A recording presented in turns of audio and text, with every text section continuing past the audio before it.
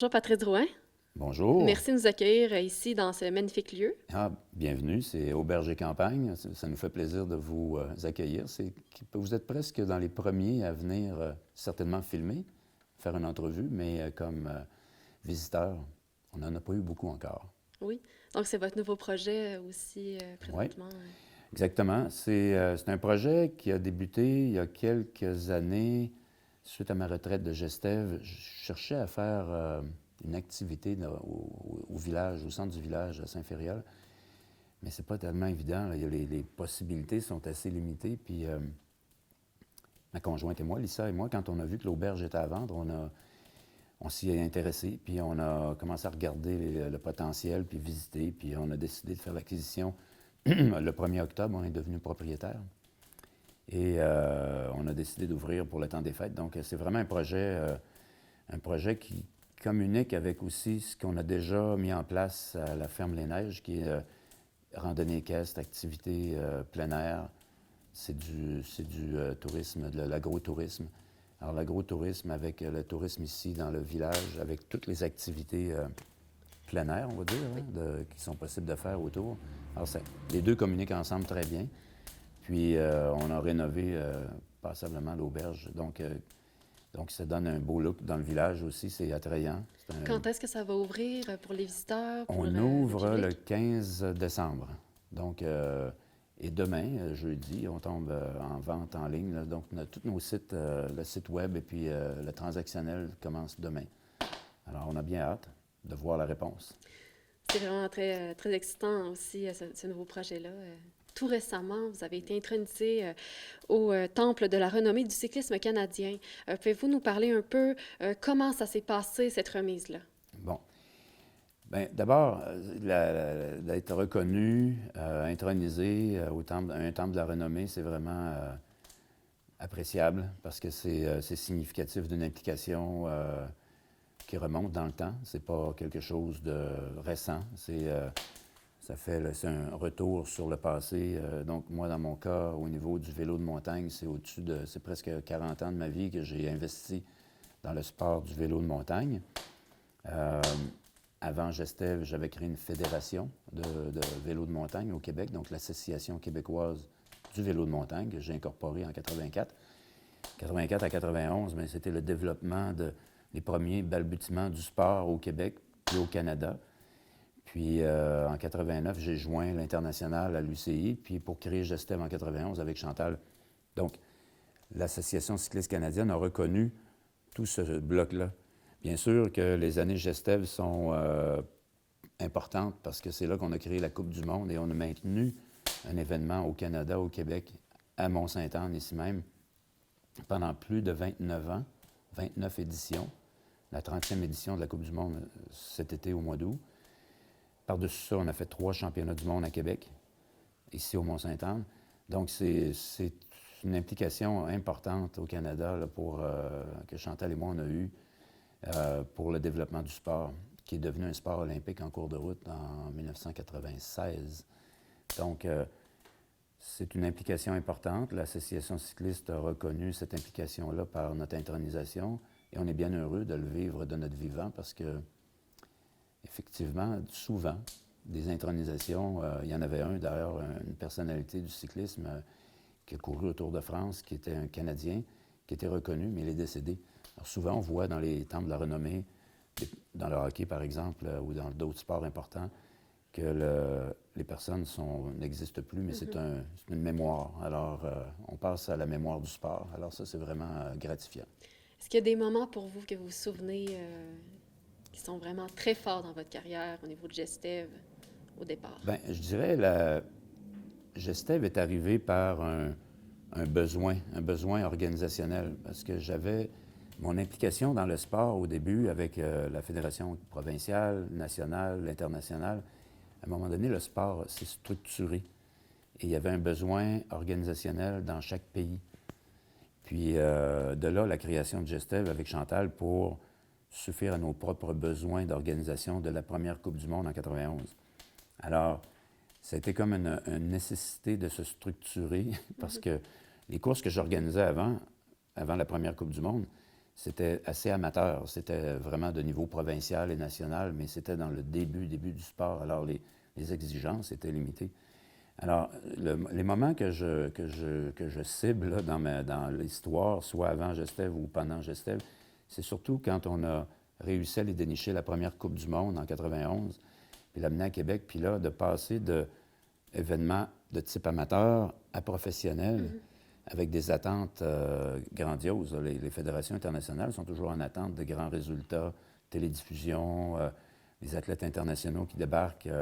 Je pense que la première Coupe du monde, on a dû avoir une quinzaine de nations. Déjà, si ce n'est pas une vingtaine de nations. Et puis, on avait des bons compétiteurs canadiens. Alors, la première Coupe du monde a été vraiment marquante pour nous. Puis, c'était le début de notre entreprise. Puis, c'était comme un test entre moi et Chantal aussi pour savoir. On se connaissait, on était des amis. Chantal m'aidait beaucoup avec mon association de vélo que j'avais créée. Mais, Comment vous appuyez ensemble ben, sur... elle m'appuyait. Elle venait m'aider lors des coupes du Québec un peu partout dans la province à faire un travail de commissaire ou un travail d'organisation à mes côtés, en ami, et puis avec d'autres amis. Mais j'ai bien vu que Chantal était très, très efficace, puis toujours de bonne humeur. Puis moi, c'est important d'avoir la bonne humeur quand on travaille fort. Ça aide aussi à passer à travers les petits imprévus, des fois, qu'on rencontre sur notre chemin. Alors Chantal, par son efficacité, l'amitié qu'on avait, donc quand j'ai vu qu'il y avait une nécessité de se structurer, organiser, bien, j'ai fait appel à son intérêt, savoir si elle voulait se joindre à moi. Puis on a fait un test en 91, la première Coupe du monde, et puis ça a été concluant au point qu'on est parti, puis on n'a jamais arrêté pendant 29 ans à travailler ensemble. Ça a été ma conjointe d'affaires. Puis au niveau de la scène internationale, comment ça s'est passé avec Chantal Lachance et vous-même de votre côté? Bien, quand j'ai été demandé à l'UCI en 89, c'était pour développer le sport, parce que c'était inexistant à l'international. Donc là, je me suis trouvé à une table avec peut-être 8 à 9 représentants de différents pays. Puis moi, je représentais le Canada. Puis j'ai commencé à travailler, mais je me suis aperçu que notre expertise qu'on avait développée au Québec était de loin, avec les Américains, la plus évoluée parce qu'on avait vraiment focusé vélo de montagne.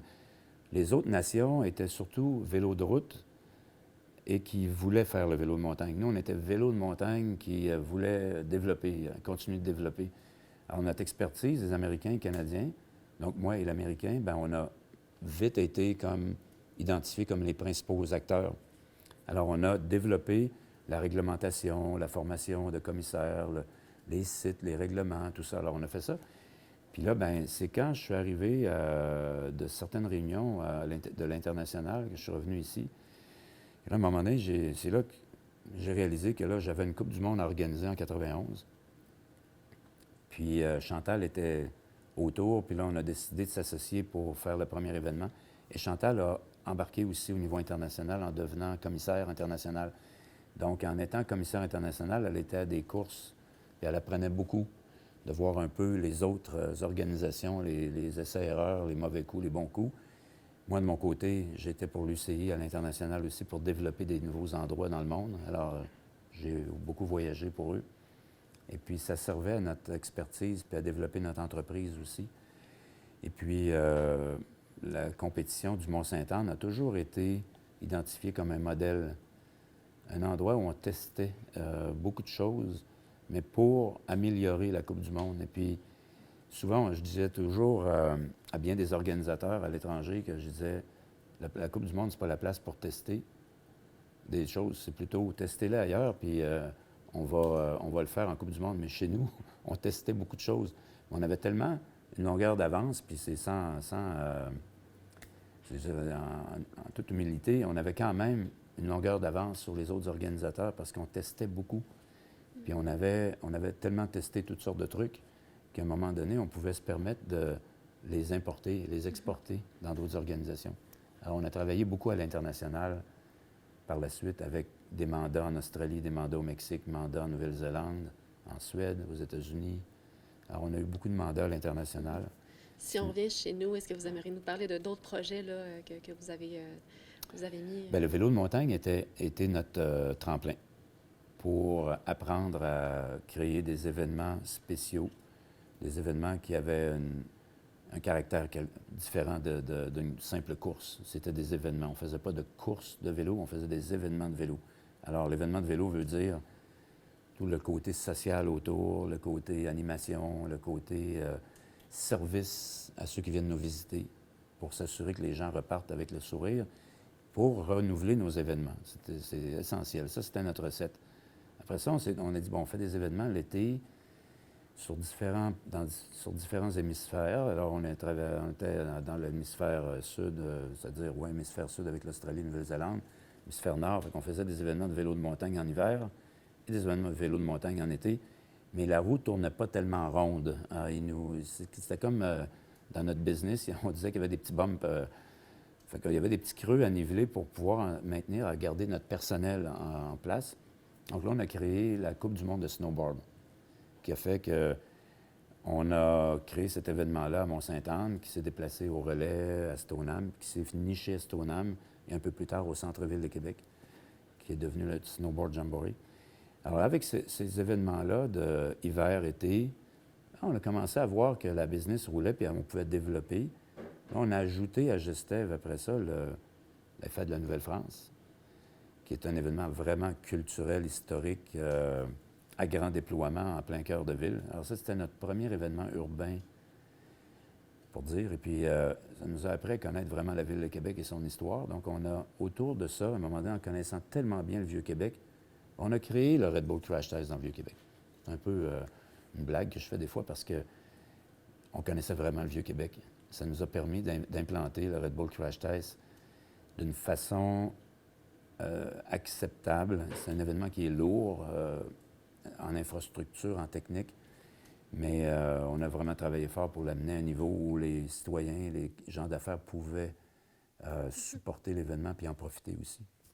Alors, on a fait plein de choses comme ça. Et ça a été vraiment un feu roulant, là, sans arrêt, là, pendant une trentaine d'années. Hein. Aimeriez-vous nous parler de ce que vous faites présentement?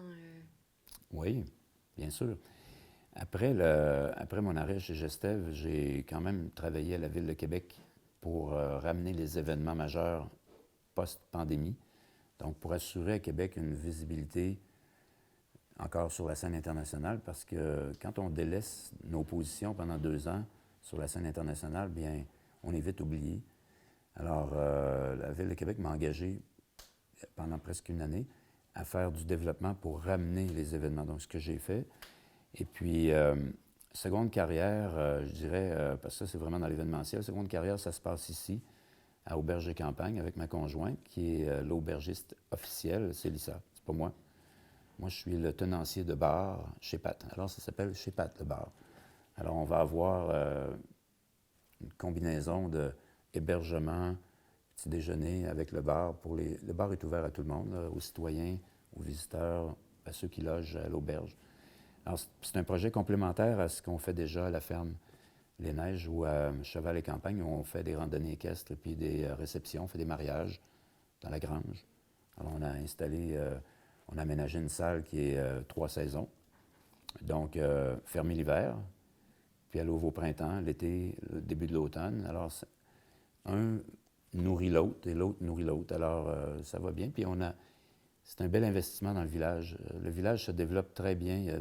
Les gens rénovent leur maison, leur résidence. Le village devient très joli à Saint-Fériol. L'ajout de l'auberge, je pense que c'est un plus. Puis on va contribuer On a bien hâte de le découvrir, en tout cas, oui. cet événement-là, tous les événements qui arrivent aussi. Puis, on vous félicite encore pour l'intronisation au Temple de la renommée du cyclisme. Bien, bienvenue, merci beaucoup. Merci beaucoup de nous avoir accueillis. Bienvenue. Vous êtes la bienvenue de revenir quand vous voudrez. Merci beaucoup. Merci.